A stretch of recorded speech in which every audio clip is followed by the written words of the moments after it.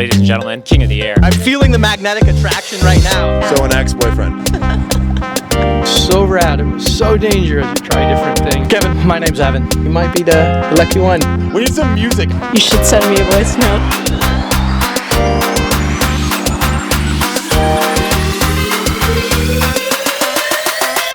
I love it. I love it. I love it too.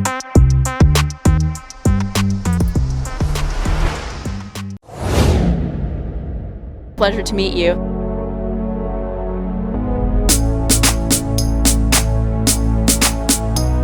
Join us on episode 3 of Love at First Kite. where our contestants will meet with pro rider Robby Naish to see if he and the Naish kiteboarding brand are right for them. The legend himself, Robby Naish. Pirates are awesome. Naish is a very tried and true company. Traditional. I like it.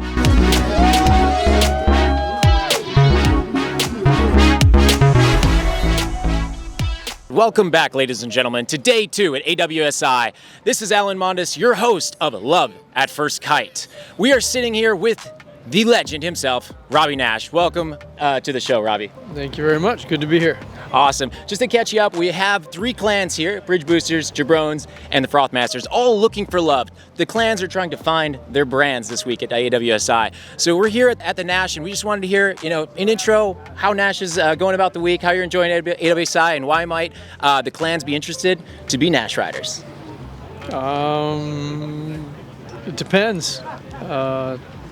I'm here for the first time in a couple of years, kind of skipped the AWSI the last couple of years. It didn't happen last year, of course, because of COVID, but it's good to be back. I love Hood River. It's a great spot. Our U.S. distribution is based here, right across the river in White Salmon, so this is kind of the home of Naish USA. In general, if you're looking for a brand, we've been here since the beginning. I mean, everybody makes good gear at this point. It's more who you identify with, little technical differences between the brands. Perfect. All right, well, at this point, I'm going to bring some of the contestants in from the game show, from the different clans. They're going to ask you some questions about the gear and maybe get a little bit more in depth. So with that, I'll hand it over to the first contestant. I'm Erin Slagerman. I'm a FrothMaster, and I'm based in LA. And I got into kiting about a year ago, and my dad taught me and bought me a quiver of ocean rodeo kites. So you could say it was almost like an arranged relationship, and I've loved every second of riding those kites, especially for foiling and stuff like that, which is a discipline that's really good to know how to do in LA because of the light wind. But made some friends in Santa Barbara, and I'm kind of branching out into the kite world and getting into like big air kiting a little bit more. And I'm realizing that maybe I need a different type of kite. Looking for something that is gonna push me into the world of big air, but also something that, my family loves. Before my first date with Naish, I kind of had this like concept that, Naish is like a bad boy company. They have the pirates on their kites and they're big boosting pivots, that have won King of the Air before. And I didn't know if that was gonna mesh well with this like arrangement that I already had. I'm Erin Slagerman from the FrothMasters. It's very much a pleasure to meet you. Thanks. So I'm one of the farther south FrothMasters based out of LA, and we get kind of like a rap for being materialistic down there. All right. I know a lot of kite brands are using new materials like Alula, Hukipa, Pentatex. Tell me, like, what are you guys using to make your kites and your wings? Pretty much conventional Dacron and ripstop. All of our kites at this stage are made of Tasian, which is pretty much the industry standard. There's a lot of debate on which material's better. We're not using any of the Hermes, we're not using Alula. The advantages for your average person, and even for me in testing it to this stage, have not been there.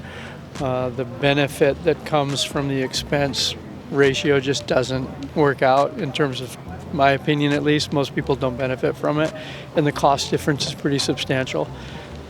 We've been making kites since 1999. We were the first brand in this industry. We pretty much started it.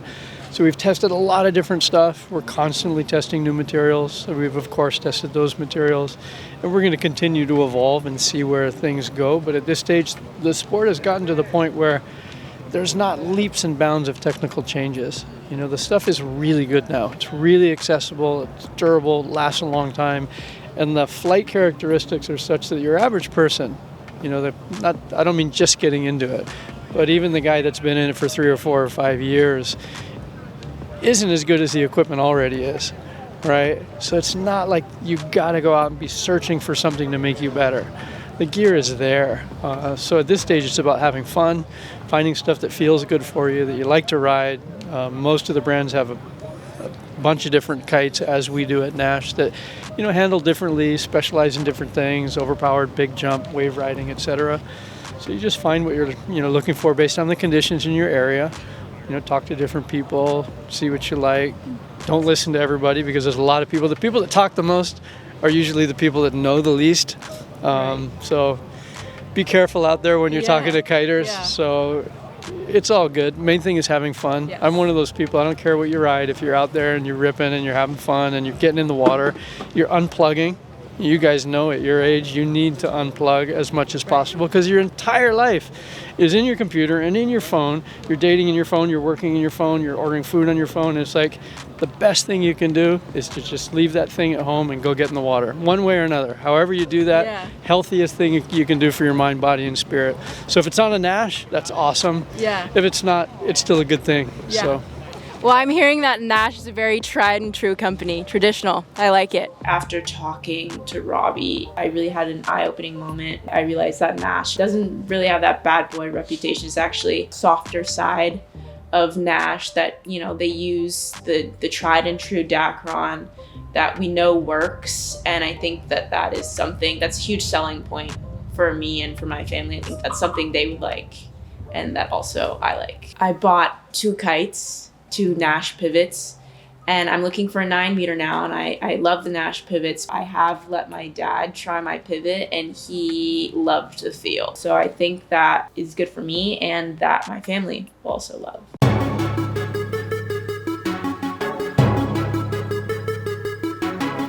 Hey Robby, how's it going? My name's Natalie. I'm out here representing San Francisco, the BridgeBoosters group. I myself ride Naish. I ride Naish boxer kites. I'm a big fan of them. My question to you, as a pioneer really of many of these wind sports, is when you look back, what is the biggest innovation that you've seen in the kite surfing industry, and what do you see looking forward is kind of the next frontier for that, whether it's shape, material, or something else? You know, in all honesty, the biggest thing in kiting was going from 2-line kites to 4-line kites, having that D-power.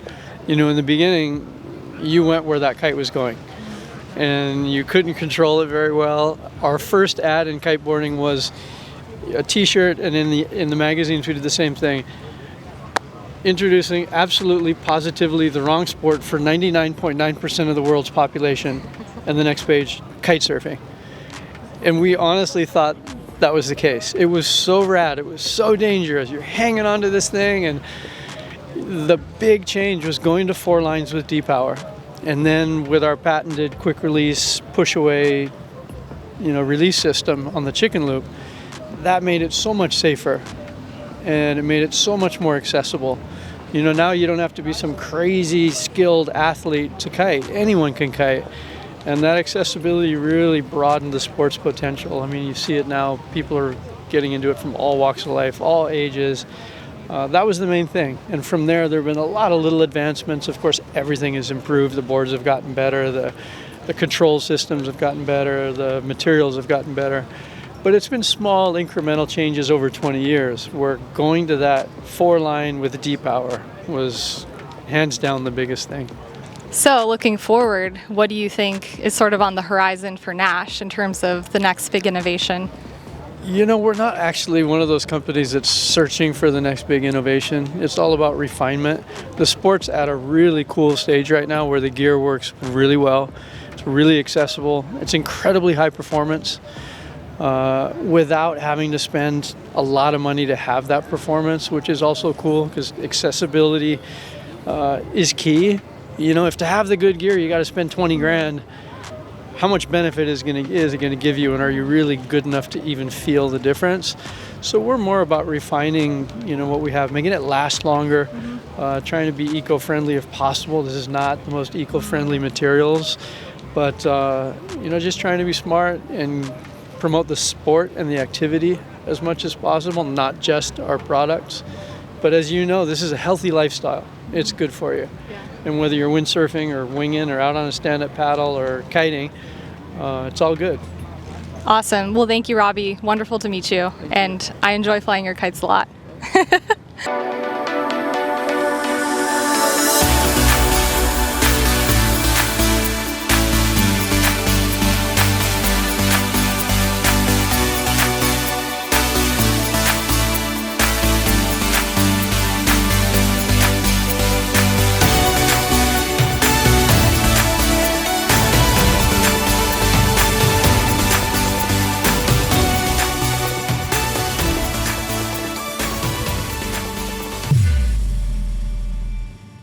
Hey yo, if you guys are liking what you're seeing here, make sure to smash that subscribe button somewhere along down here and follow along on Instagram at FrothMasters. All right, let's get back to the show.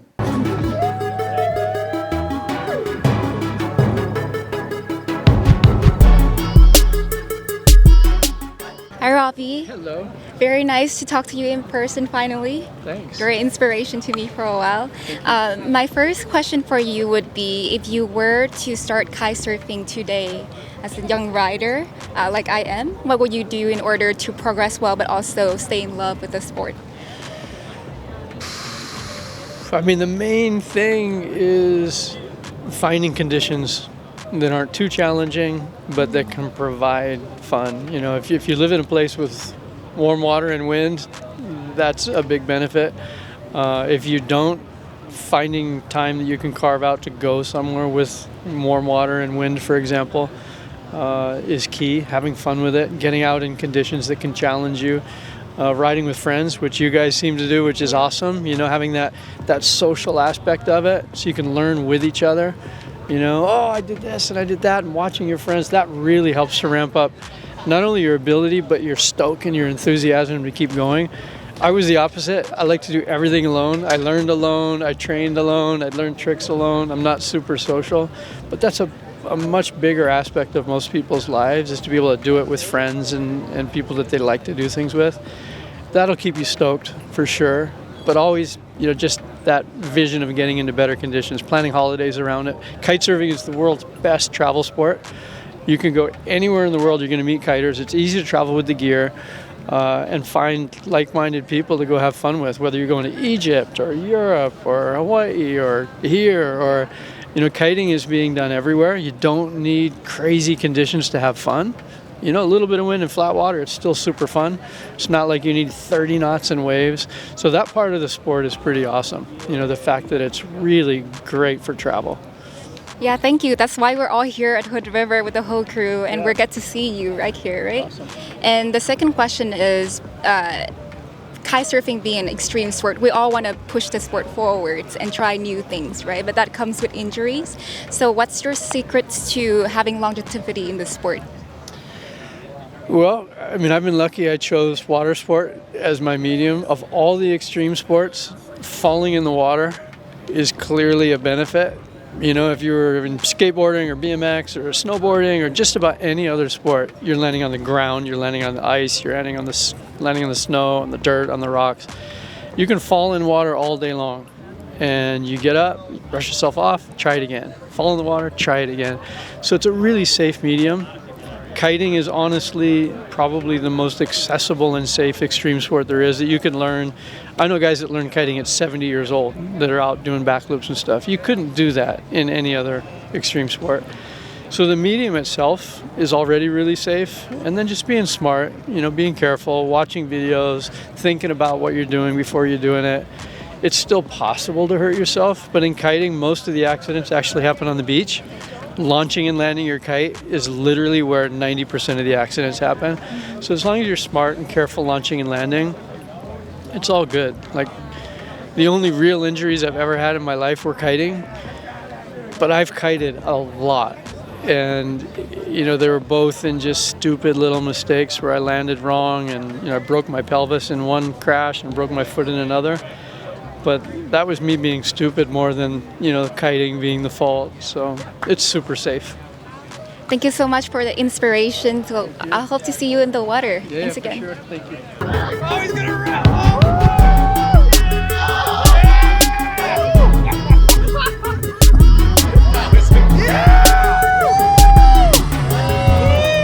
Hi, I'm Nick, Froth Goblin Frey, the FrothMasters, if you will. And I'm just really excited to get to see what's out there. I know there's a lot on the table, a lot of different brands coming, a lot of different places. And I'm just looking for something with a nice thin bar, and light bar pressure.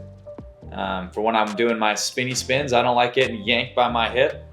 So something that's going to give that for me, and I just got out of a pretty serious relationship for a long time with another brand, and I didn't think I'd just jump into the checking out the other brand so quick. But here I am, and it doesn't have to be super deep relationship; could just be a short-term thing. But just kind of want to see what's out there and explore myself a little bit. Ideally, something with pirates all over it. A little bit of black. I think that goes a long way.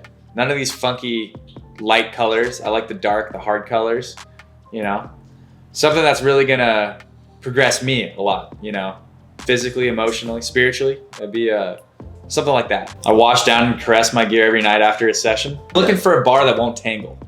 I'm looking for lines that are always straight, pure. They're not wrapped up in 100 different places. Nowhere near fire pits. I want a brand that doesn't get, that can withstand some temperature. None of that goes in a fire pit and burns all the way through within 5 seconds. Nothing like that. I'm looking for a brand that really values the thermal conditioning of the materials they're using. And I know it's kind of a high ask, but I put a lot of wear and tear on my lines more than the average kiter, I'd say. So I expect a lot. No strings attached. You know what? Maybe that would be definitely better for me. Wingdinging is not something I ever really thought about until I realized that there are no lines at all in wingdinging, and minus that little leash. So as dorky as it looks, maybe that's a better call for myself. Open to it, I'll try whatever we got, whatever's there, and yeah. Hi, Robby. I'm Nick. Hey, Nick. How you doing? I'm doing great. Really enjoyed your movie, The Longest Wave, and was noticing that like me, you were resistant to getting into foiling, but at least from what I heard in the movie, finally did it, got out of your comfort zone. Foiling to me, it was living in a light wind area like Santa Barbara. I would drive hours to go to Pismo, Ventura, anywhere where I could twin tip and boost. That looked cool to me, but finally tried foiling, and I'm like, why would I buy a Naish foil versus like another company? Does Naish have anything unique in the foiling sector that you think would make it different for the novice foiler to get into? Well, if anything, we're more about recreational foiling, beginner up to recreational novice. We don't make race foils. We don't make full-on extreme, full carbon units. So we're all about accessibility, not making it too expensive, making foils that are really easy to ride, really intuitive. Most people would be fine on them. You want to get out on a mattress kite and start racing and start training for the Olympics and whatnot. We're not that brand for sure, but we do make stuff that's very accessible and really fun to ride. Totally. Even my guys, my engineers and stuff, they foil all the time. They're really good at it. They love our stuff. It's not like they've outgrown it. So you'd have to be getting pretty darn high performance and wanting to go really fast before you outgrow our line. It's more about modularity, being able to change wings, change mass, try different things within the same unit, and not having to buy a completely different foil set if you want to, for example, try a different front wing. So accessibility, modularity, accessibility is what we're all about, and having fun.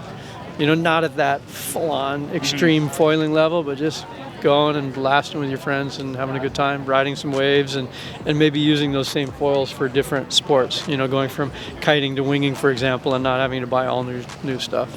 Totally. So what you're saying is you can use some of the similar products for the other activities. You can mix and match if you needed to. Yeah, exactly. Like I kite foil and wing foil and sub foil on all the same gear except my front wing. Wow. So same mast, same fuselage, same rear wing, and I just changed the front wing. That's awesome. For a person like me that just wants something simple and something to do a lot of things on, I think that sounds great. So thank you very much. Do the most with the least amount of stuff in your car. Exactly, right? That's what we're all in it for. Thank you very much. Appreciate it. Naish, I used to think was just kind of, you know, things would break. And frankly, it's because all I've had is Naish stuff and I break a lot of things. But then I met Robby and, you know, he's explaining how the foils kind of fit everybody, you know? It's not just the foiler who wants to do the most insane rowdy shit. It's going to be they have that for sure, but they have mostly stuff that's catered to people who want to have fun and have crossover between the different activities. And for me, you know, on a tight budget, I don't want to have too many things. I want to have one foil that does most things okay. And it sounds like, at least what he was saying was that's something they have. So I think that's pretty neat. That's pretty neat for my budget. And, you know, pirates, you know, there was talk that the pirates were going to leave because of some people in Europe getting offended by pirates. And I think that's so, yeah, whatever brand continues to have the skull and crossbones has my heart, for sure.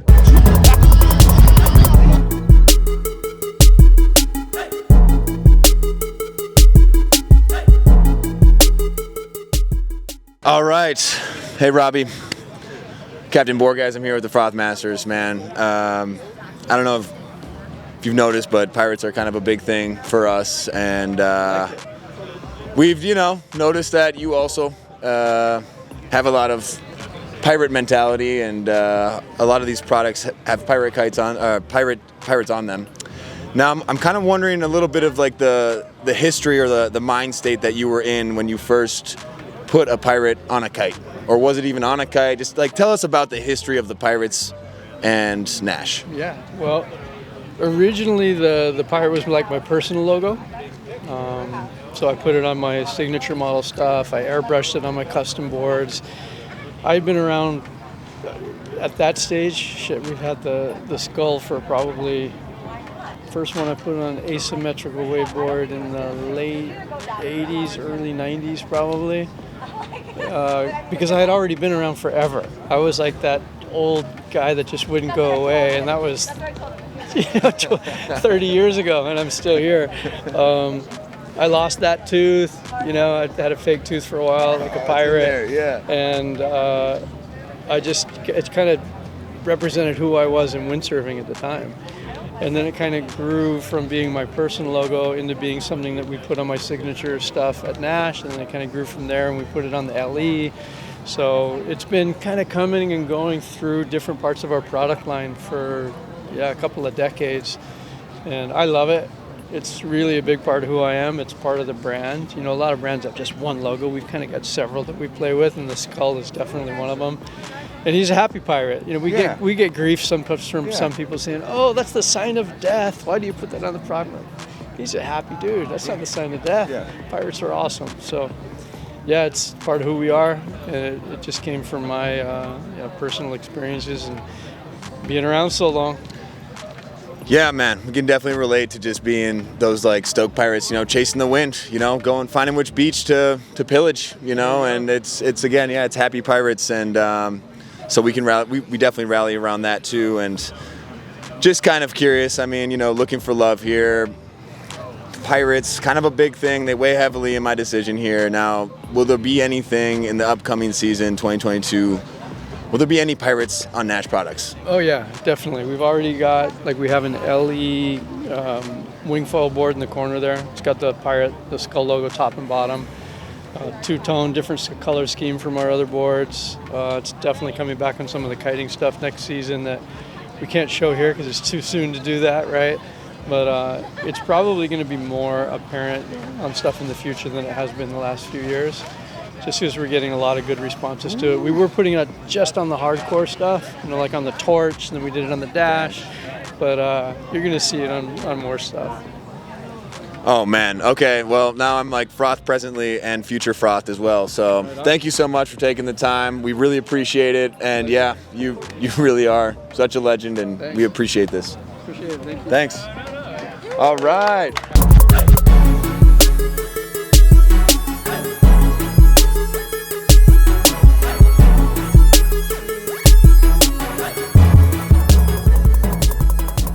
In the next episode of Love at First Kite, Does this mean you're emotionally available? Now. Now here? Yeah. Now here. Way better than we ever could have expected.